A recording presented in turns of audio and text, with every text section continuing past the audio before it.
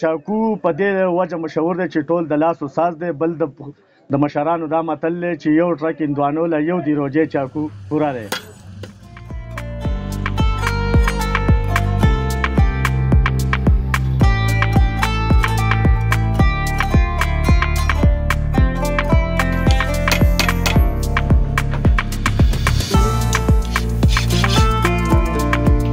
ما نوم دی عمرزاده، زه د دې اوسېدونکی یم.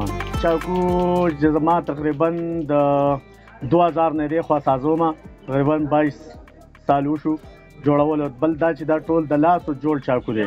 هر قسم پرزه چې څومره دا په لاسو باندې جوړیږي او دا په دغه وجه مشهور دی. بل دا چې د بار خلک څومره راشي نو هغوی د تیروجي چاکو ډېر پوره ډیمانډ کوي.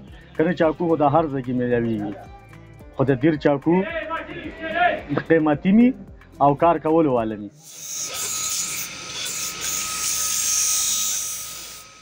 وسپنه چې دا نو دا خو کمانۍ استعمالیږي او سوان استعمالیږي، بیرنګ وسپنه استعمالیږي چې دا وسپنې د دې دپاره ښې دي د جوړولو لپاره.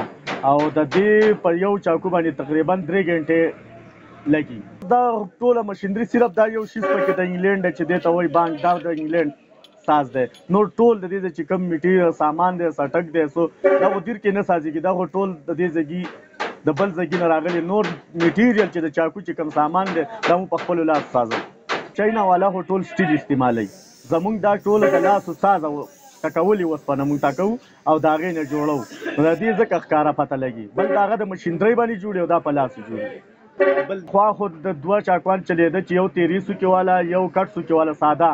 اوس نن سبا ټول د چین او د جاپان د چاکوان نقل کېږي. هر سړی ډیزاین راوړي، ماله داسې ساز کا کم از کم 100 ډیزاینه به چلیږي. د دیر او DIR پې لیکو، دی د دیر مهر دی. او اډر راکوي. له خو دا ټول د اډر ساز چاکوان جوړو. دا نور خو لوکل چاکوان چې دي کورونو کې خلک سازوي. مونږ چې دلته دکان کې یو نو دا ټول مونږ د نومونو والا، څوک پې نوم غواړي، څوک پې د موبایل نمبر غواړي، څوک پې داسې پته غواړي، د دکان پته پې غواړي. دا افغانستان ته ځي، په پاکستان کې ټول پاکستان کې چلیږي. بیا چاینا ته هم ځي.